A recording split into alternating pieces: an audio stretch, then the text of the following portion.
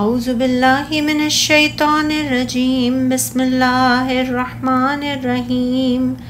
ان فی خلق السماوات والارض واختلاف اللیل والنہار لآیات لأولی الالباب الذین یذکرون اللہ قیاما وقعودا وعلی جنوبہم ویتفکرون فی خلق السماوات والارض ربنا ما خلقت هذا باطلا سبحانك فقنا عذاب النار ربنا إنك من تدخل النار فقد أخزيته وما للظالمين من أنصار ربنا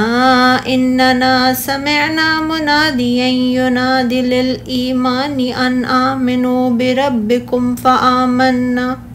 ربنا فاغفر لنا ذنوبنا وكفر عنا سيئاتنا وتوفنا مع الأبرار ربنا وآتنا ما وعدتنا على رسولك ولا تخزنا يوم القيامة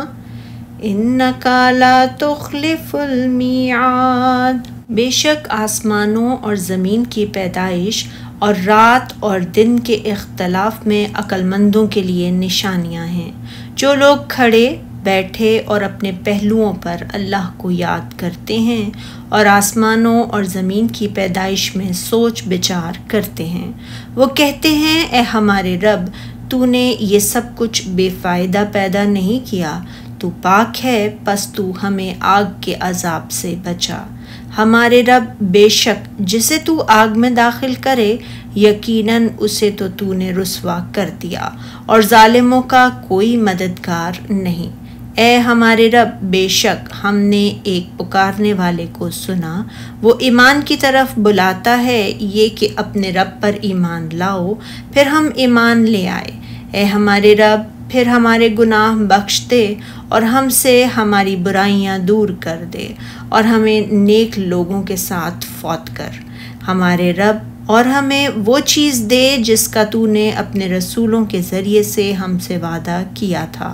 اور ہمیں قیامت کے دن رسوا نہ کرنا، بے شک تو وعدے کی خلاف ورزی نہیں کرتا۔ اللہ تعالیٰ نے فرمایا ہے، بے شک آسمانوں اور زمین کی پیدائش میں، یعنی آسمانوں کی بلندی اور وسعت میں، زمین کی پستی اور کثافت میں، اور ان دونوں میں جو عظیم و شان نشانیاں نظر آ رہی ہیں، مثلاً کواکب، سیارات، ثوابت، جو ستارے 7 سیاروں کے علاوہ ہیں، سمندر، پہاڑ، ریگستان، درخت، نباتات، فصلیں، پھل، حیوانات، معدنیات، اور مختلف رنگوں اور خوشبوؤں، ذائقوں اور خواص میں، اور رات اور دن کے آنے جانے میں، یعنی ان دونوں کے ایک دوسرے کے پیچھے آنے اور جانے میں، ایک دوسرے کے طول و قصر کے کاٹنے میں، کہ کبھی رات لمبی ہو جاتی ہے، دن چھوٹا، اور کبھی دن چھوٹا ہو جاتا ہے اور رات لمبی، پھر دونوں برابر ہو جاتے ہیں۔ پہلے جو چھوٹا تھا وہ بڑا ہونے لگتا ہے، جو بڑا تھا وہ چھوٹا ہونے لگتا ہے، اور یہ سب کچھ اللہ غالب الحکمت والے کے مقرر کردہ اندازے کے مطابق ہوتا ہے۔ اسی لیے فرمایا عقل والوں کے لیے نشانیاں ہیں، جن کی عقلیں تام و پختہ ہیں، جن کے ساتھ وہ اشیاء کا ان کے حقائق کے ساتھ ادراک کرتے ہیں، اور وہ ان گونگوں اور بہروں کی طرح نہیں جو عقل سے کام نہیں لیتے، جن کے بارے میں اللہ تعالیٰ نے فرمایا سورہ یوسف میں، اور آسمان اور زمین میں بہت سی نشانیاں ہیں جن پر یہ گزرتے ہیں اور ان سے اعراض کرتے ہیں، اور یہ اکثر اللہ پر ایمان نہیں رکھتے مگر اس کے ساتھ شرک کرتے ہیں۔ پھر اللہ تعالیٰ نے عقل والوں کی صفت بیان کرتے ہوئے فرمایا ہے، جو کھڑے اور بیٹھے اور لیٹے ہر حال میں اللہ کو یاد کرتے ہیں۔ رسول اللہ صلی اللہ علیہ وسلم نے فرمایا، کھڑے ہو کر نماز پڑھو، اگر اس کی استطاعت نہ ہو تو بیٹھ کر، اور اگر اس کی بھی استطاعت نہ ہو تو لیٹ کر پڑھ لو۔ یعنی وہ اللہ کے ذکر کو موقوف نہیں کرتے، بلکہ تمام حالات میں اپنے دلوں، ضمیروں اور زبانوں کے ساتھ اللہ تعالیٰ کا ذکر کرتے رہتے ہیں۔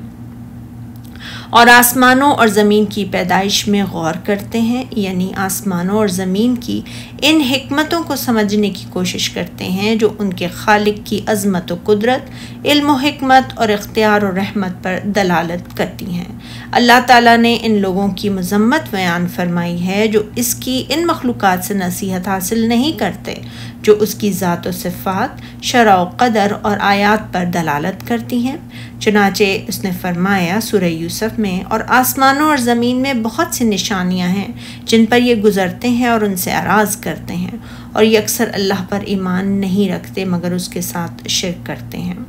اور اپنے مومن بندوں کی تعریف کرتے ہوئے فرمایا جو کھڑے اور بیٹھے اور لیٹے ہر حال میں اللہ کو یاد کرتے اور آسمانوں اور زمین کی پیدائش پر غور کرتے ہیں اور کہتے ہیں اے ہمارے پروردگار، تو نے اس مخلوق کو بے فائدہ پیدا نہیں کیا، یعنی اس مخلوق کو تو نے عبث پیدا نہیں فرمایا بلکہ اسے تو نے حق کے ساتھ پیدا فرمایا ہے تاکہ تو برے عمل کرنے والوں کو ان کے مطابق بدلہ دے اور اچھے عمل کرنے والوں کو نیک جزا سے سرفراز فرمائے۔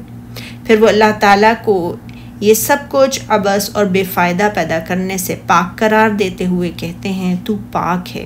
یعنی اس بات سے کہ کسی بھی چیز کو بے فائدہ پیدا کرے، پس تو قیامت کے دن ہمیں دوزخ کے عذاب سے بچا، یعنی اے وہ جس نے اپنی مخلوق کو حق و عدل کے ساتھ پیدا فرمایا، اے وہ جو ہر قسم کے نقص، عیب اور عبث سے پاک ہے، تو اپنی طاقت اور قوت کے ساتھ ہمیں جہنم کے عذاب سے بچا اور ہمیں ایسے اعمال بجا لانے کی توفیق عطا فرما جن سے تو راضی ہو جائے،